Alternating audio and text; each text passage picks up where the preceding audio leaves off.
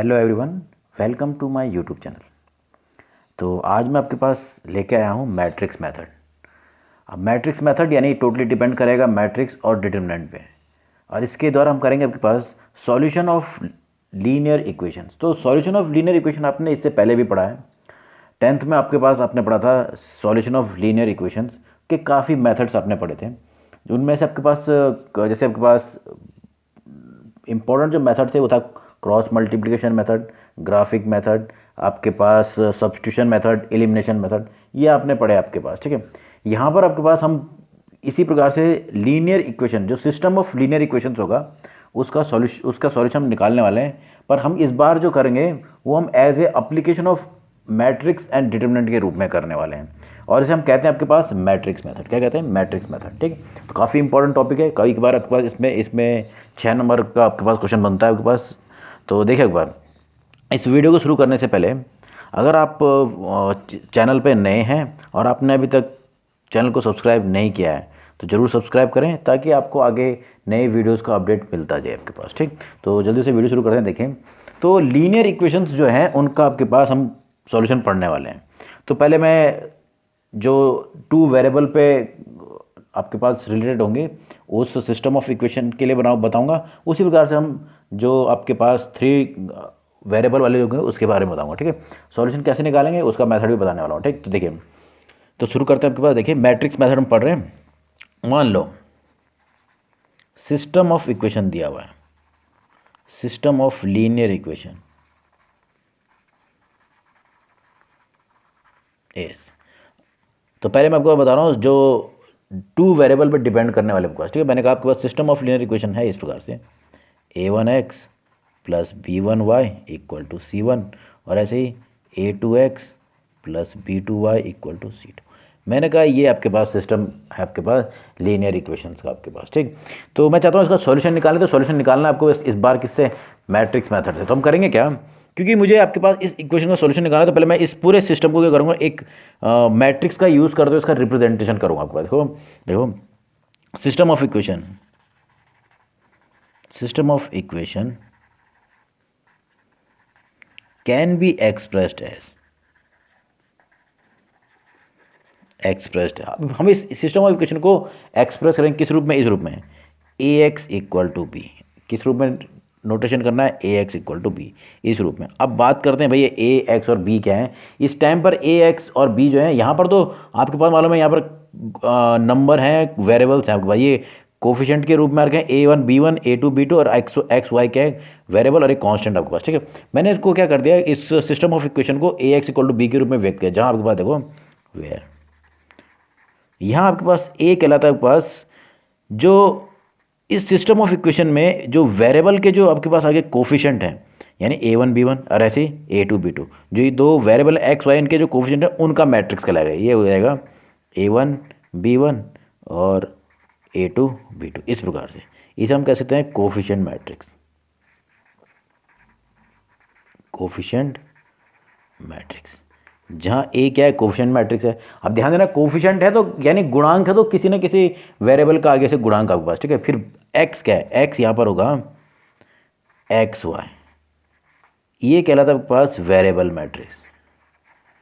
ये आपके पास है वेरिएबल मैट्रिक्स, ये इस प्रकार से पास। ठीक है, तो वेरिएबल मैट्रिक्स है।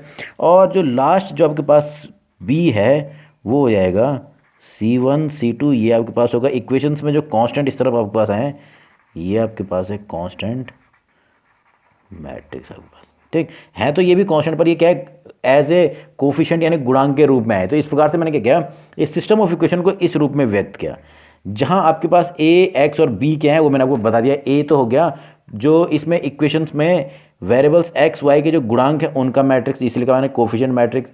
फिर आपके पास जो एक्स है वो आपके पास आ रहा है एक, हम कहेंगे ये आपके पास हमेशा क्या होता है? कॉलम मैट्रिक्स होता है। क्या होता है? Column matrix. याद रखना आपके पास हमेशा जो आपके पास एक्स मैट्रिक्स कॉलम मैट्रिक्स, इसे कहते हैं वेरिएबल मैट्रिक्स। क्या कहते हैं? चरों का अवयव। ठीक, आपके पास इसी प्रकार से जो ये है बी, वो आपके पास है कांस्टेंट मैट्रिक्स यानी अचर अवयव, और ये भी हमेशा क्या होगा? कॉलम मैट्रिक्स ही होने वाला है, ये इस प्रकार से। तो मैंने क्या किया, सबसे पहले क्योंकि मुझे मैट्रिक्स का यूज़ करना है, तो मैंने पहले इस सिस्टम ऑफ इक्वेशन को मैट्रिक्स मल्टीप्लिकेशन की मदद से इस रूप में व्यक्त किया, इक्वेशन के रूप में व्यक्त इस प्रकार से किया। ठीक, अब इसमें मुझे ए एक्स और बी को डिफाइन करना, तो इस प्रकार से हो गया। ठीक, तो अगर आपसे कहा जाए कि सॉल्यूशन निकालना है, हमारा काम क्या है, सॉल्यूशन निकालना है, तो सॉल्यूशन के लिए हमारे पास किसको निकालना पड़ेगा, इसको निकालना पड़ेगा, किसको, यानी एक्स मैट्रिक्स। तो ये जो एक्स मैट्रिक्स है जो कि मिल रखा है एक्स वाई, इस मैट्रिक्स को अगर हम कैलकुलेट कर लें, यही क्या कहलाएगा, सॉल्यूशन मैट्रिक्स कहलाएगा। क्या कहलाएगा, सॉल्यूशन मैट्रिक्स। तो मैं चाहता हूँ कि इस सिस्टम ऑफ इक्वेशन का सॉल्यूशन निकाला जाए, तो यानी मुझे क्या निकालना पड़ेगा, इस एक्स मैट्रिक्स को निकालना पड़ेगा। और वो कैसे निकालेंगे, देखिए किस प्रकार से। तो सबसे पहले हमने सिस्टम ऑफ इक्वेशन को इस रूप में जब जैसे हमने व्यक्त किया, तो मुझे मालूम है कि मुझे सॉल्यूशन निकालना है अगर, तो मुझे कहने का अर्थ क्या है, एक्स मैट्रिक्स निकालना होगा। तो ये मैंने आपको बताया। तो मुझे एक्स निकालना है, तो उसके लिए मैं क्या करूँगा, देखो ये यहाँ से मैंने क्या कर दिया, इस इक्वेशन को जो आपके पास सिस्टम ऑफ इक्वेशन को मैंने जब व्यक्त किया था, इसको मैंने मल्टीप्लाई किया, multiply equation first by A inverse. किसे मल्टीप्लाई किया, ए इनवर्स से। ध्यान देना एक बात, ए इनवर्स से मल्टीप्लाई होगा, तो जब मल्टीप्लाई होगा तो हो जाएगा A inverse into X equal to A inverse into B, ये कुछ ऐसा हो जाएगा। अब मुझे मालूम है प्रॉपर्टी कि जब भी किसी मैट्रिक्स को उसके इनवर्स से मल्टीप्लाई करते तो क्या मिलता है, आई मिल जाता है। तो ये हो जाएगा आपके पास, इसके अनुसार ये जो इक्वेशन तो कुछ ऐसा हो जाएगा, आई इंटू एक्स इक्वल टू, इधर हो जाएगा आपके पास, देखिए इस प्रकार से, यहाँ पर आपको ये ऐसे रहेगा ए इनवर्स बी, और ये आपके पास क्योंकि आइडेंटिटी मैट्रिक्स, और आइडेंटिटी मैट्रिक्स की एक प्रॉपर्टी है, जब भी किसी मैट्रिक्स को गुणा तो क्या मिलता है, एक्स ही मिल जाती हो जाएगा ए इनवर्स इंटू बी। तो मुझे एक्स मैट्रिक्स निकालना तो एक्स मैट्रिक्स इक्वल टू क्या होगा, ए इनवर्स इंटू बी। और आप चाहे तो इसको ऐसा भी लिख सकते हैं, एक्स इक्वल टू हो जाएगा, अब मुझे मालूम है ए इनवर्स का फॉर्मूला था determinant A into adjoint A into B. तो ये आपके पास फॉर्मूला बनता है आपके पास। जब भी आपको सिस्टम ऑफ इक्वेशन के लिए सॉल्यूशन निकालना होगा, तो हम क्या करेंगे, उसको पहले उस पूरे सिस्टम ऑफ इक्वेशन को इस रूप में लिखेंगे, ए एक्स इक्वल टू बी के रूप में। किस रूप में, ए एक्स इक्वल टू बी के रूप में। और इसकी मदद से अगर आपको कहते हैं कि सॉल्यूशन निकाले, तो हम उससे मतलब हमें एक्स मैट्रिक्स निकालना है, तो एक्स इक्वल टू होता है हमेशा determinant A into adjoint of A into B. तो ये आपने निकाल दिया कि भाई सॉल्यूशन जो आपके पास है उसका सॉल्यूशन निकालना है, मतलब मुझे एक्स मैट्रिक्स निकालना होगा। ठीक है, अब आपने ये भी पढ़ा था कि जो लीनियर इक्वेशंस का जो सिस्टम होता है उसका सॉल्यूशन किस प्रकार का होगा, वो डिपेंड भी करता है आपके पास कि 10th के हिसाब से आपने देखा होगा, कहीं पर यूनिक सॉल्यूशन मिलता है, कहीं पर नो सॉल्यूशन मिलता है, कहीं पर मिलता है इनफाइनेटली मैनी सॉल्यूशन। यानी आपके पास जो सिस्टम ऑफ इक्वेशन है वो कहीं पर कंसिस्टेंट भी हो सकता है, और कहीं पर इनकंसिस्टेंट यानी संगत भी हो सकता है और असंगत भी होता है। तो वो भी हमको पता लगाना होता है। तो उसके लिए भी हम इसका फॉर्मूला का यूज़ यही करेंगे। देखो एक बार कि सिस्टम ऑफ इक्वेशन की बात करते हैं कि वो कंसिस्टेंट कब होगा और किस प्रकार, इसमें जरूर अनिवार्य रूप से अगर आपको कोई सॉल्यूशन निकालना तो उसके लिए क्या होना चाहिए, अनिवार्य रूप से ये डिटरमिनेंट ए की वैल्यू 0 नहीं होनी चाहिए। तो मैं किस प्रकार से आपको बताऊंगा, देखो ये जो फॉर्मूला मिला है, मेन फॉर्मूला ये है, इसकी मदद से मुझे एक्स मैट्रिक्स मिल जाता है।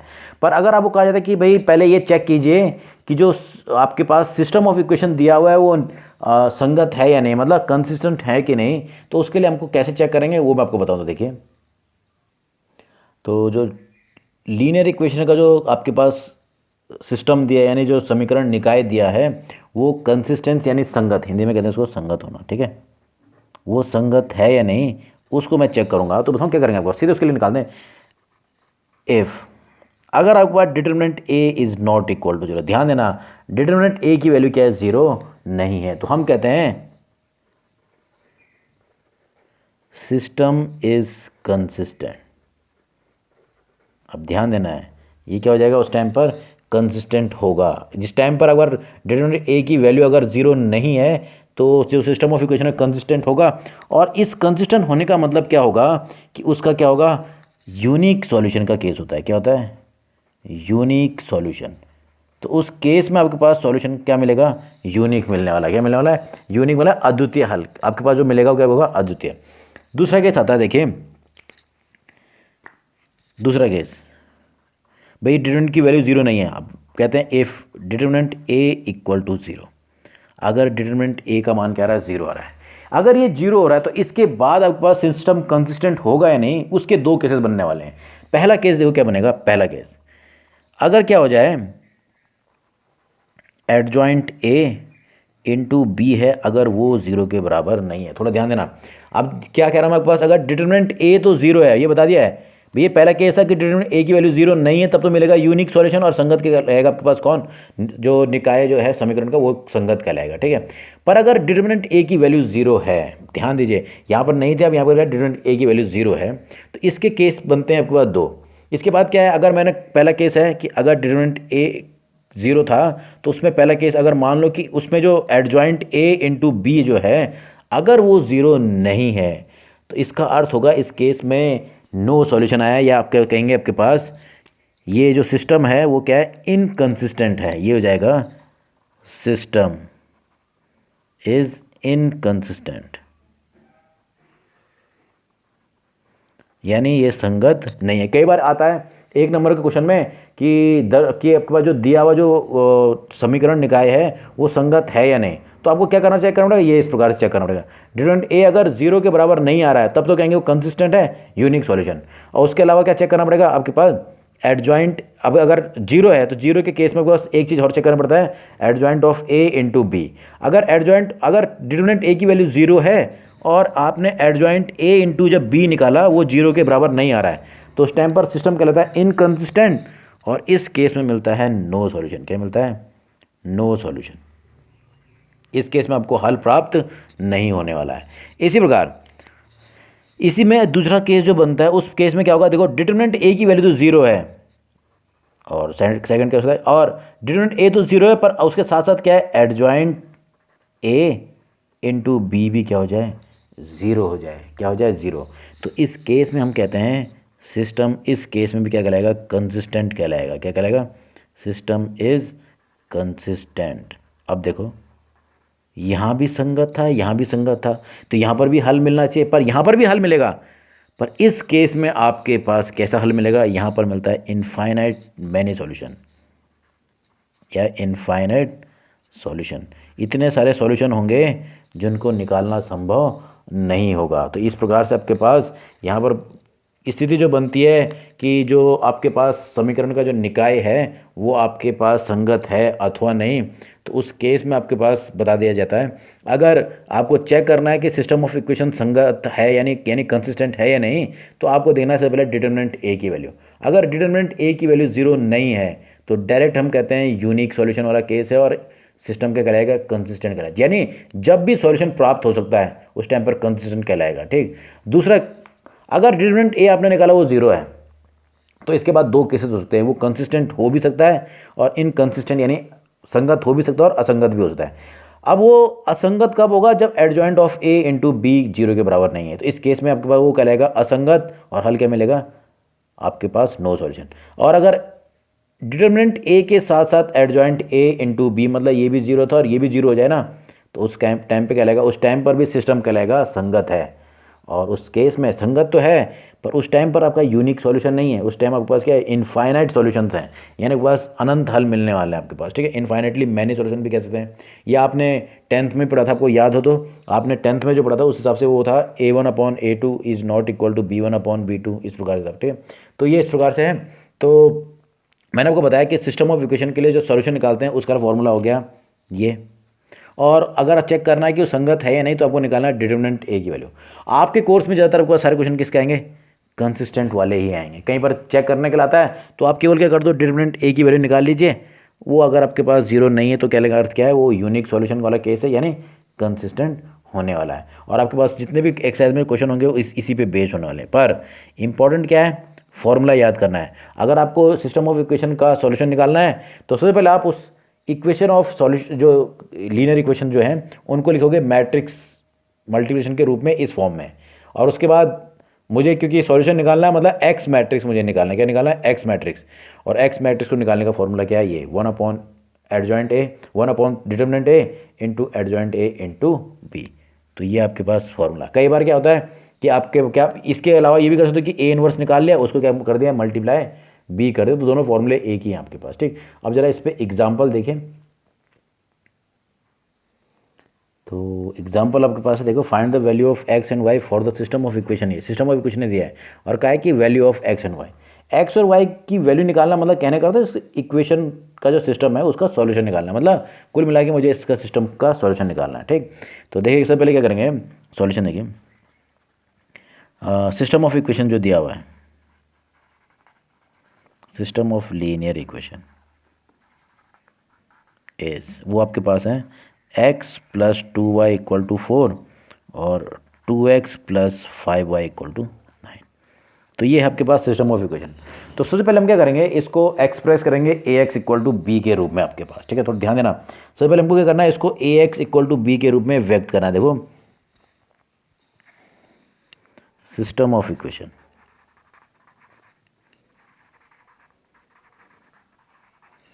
System of equation can be expressed, यानी व्यक्त करना आपके पास, expressed by the matrix equation.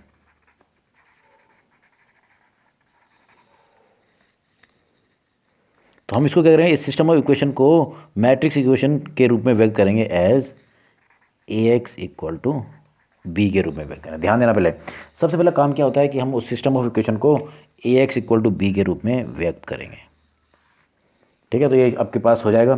तो ये भी डिफाइन करना है कि a x और b क्या है। देखो जहाँ वेयर, अब मैं बताता हूँ इसमें a क्या होगा। a क्या होता है, ये जो इक्वेशन मिले हैं आपके पास, इसमें x और y के जो गुणांक मिले हैं, जैसे पहले इक्वेशन में देखो x y गुणांक है, x गुणांक 1, y गुणांक, ये लिख देंगे 1 2।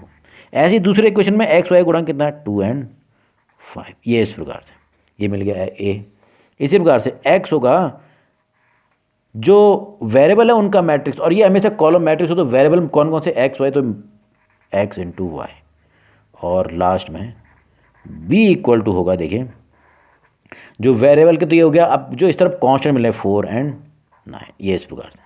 कई बार क्या होता है इक्वेशन के दौरान ये इधर दिए रहते हैं, तो आपके बार उनको पक्षांतर करके इस रूप में b के रूप में व्यक्त करोगे बस। ठीक है, मतलब स्टैंडर्ड फॉर्म यही होना चाहिए, ax plus B Y equal to C one, यानी a1x plus b1y equal to C one को इधर होना चाहिए, कांस्टेंट को इधर। ठीक है, तो इस प्रकार से मैंने बना दिया।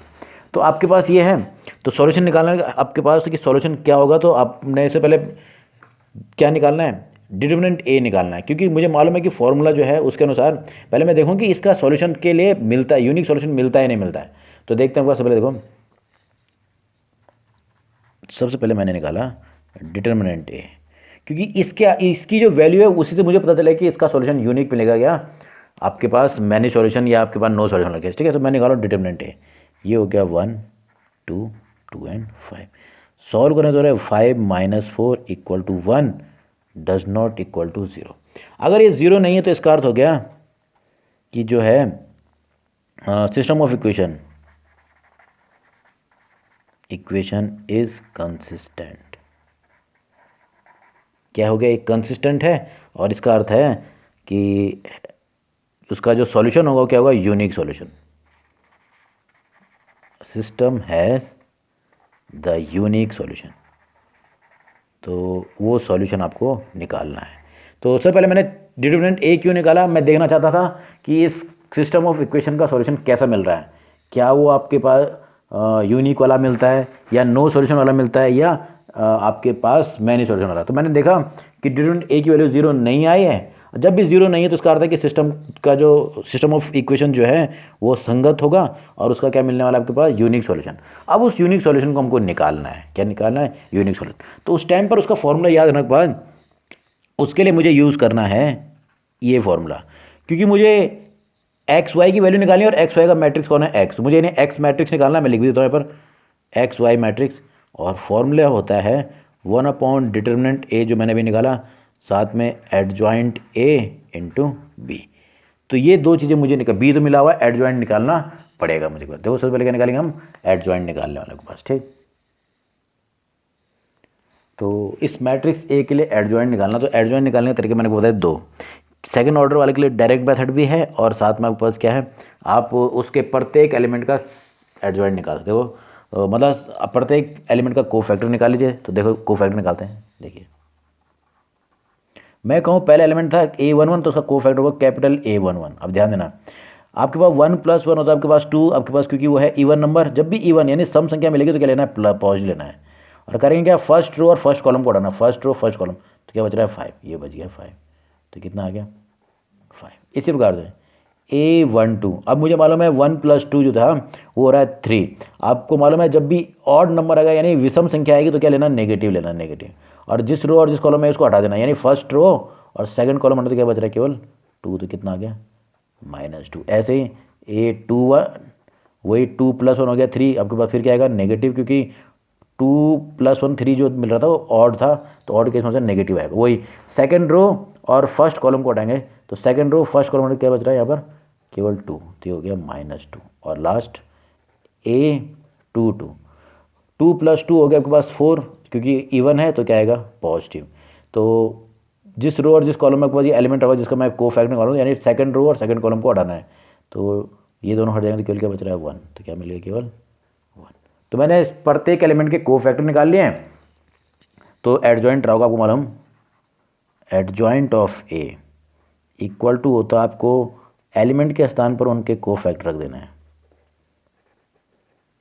और इस जो मैट्रिक्स प्राप्त होगा उसका ट्रांसपोज लेना है, मतलब इस हिसाब से हो जाएगा 5 -2 -2 1 और इसका ट्रांसपोज। तो ट्रांसपोज लेने पे आपके पास मिल रहा है adjoint A equal to 5 -2 -2 and 1, तो मुझे ये मिल गया एडजॉइंट।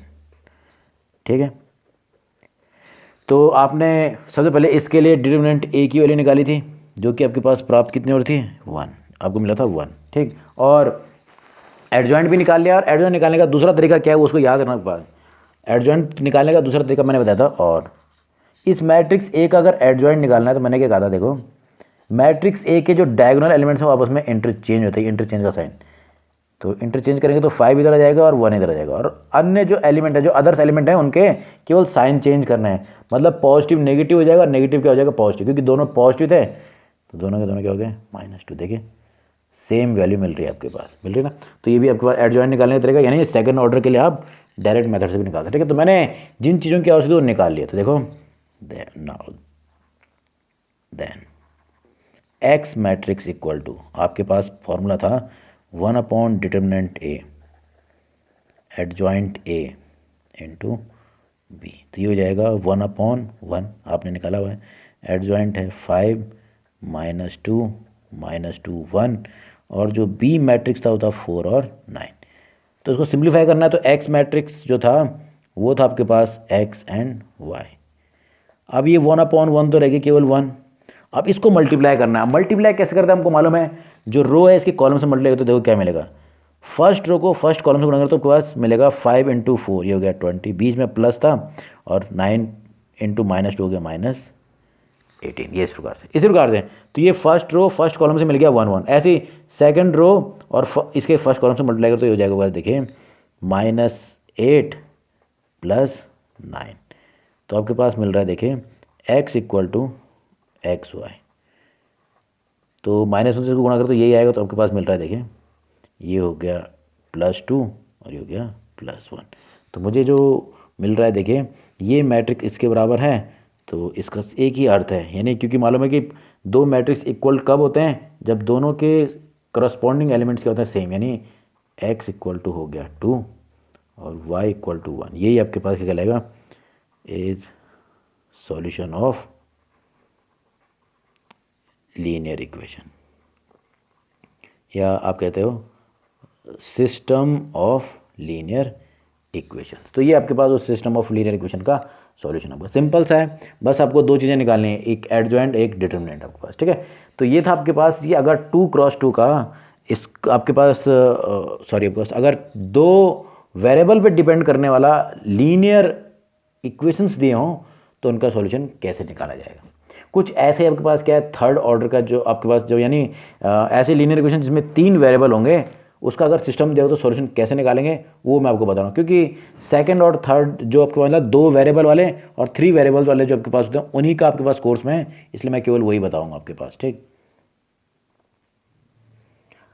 अब जो है आपके पास बता रहा हूँ मैं system of linear equation of 3 variables. अगर वेरिएबल जो हैं वो क्या हो जाए 3 हो जाएं, तो उस टाइम पर सॉल्यूशन लगभग सेम ही है, बस आपको प्रोसेस जो है वही रिपीट करें। देखो system of linear equation of three variable आपके पास मैंने कहा एक्स वाई और जेड जुड़ गए, हो जाएगा a1x plus b1y plus c1z equal to d1। इसी प्रकार a2x plus b2y plus c2z equal to d2। अब तीन वेरिएबल हैं तो इक्वेशन भी अनिवार्य रूप से कितने होने चाहिए, तीन ही होने चाहिए। हो जाएगा a3x plus b3y plus c3z equal to d3। तो मैंने कहा ये है आपके पास system of linear equation with three variables. अब थ्री वेरिएबल्स हैं तो आपके पास और हमेशा आपके पास क्या होगा, तीन इक्वेशंस दिए होंगे, तभी जाके कर हम सॉल्यूशन निकालेंगे। तो मैं चाहता हूँ कि इसका क्या निकाला जाए, सॉल्यूशन निकाला जाए। सॉल्यूशन निकाला जाए मतलब क्योंकि मुझे करना किससे है भाई, सॉल्यूशन निकालने के तरीके तो बहुत, पर क्योंकि मुझे करना है मैट्रिक्स मेथड से।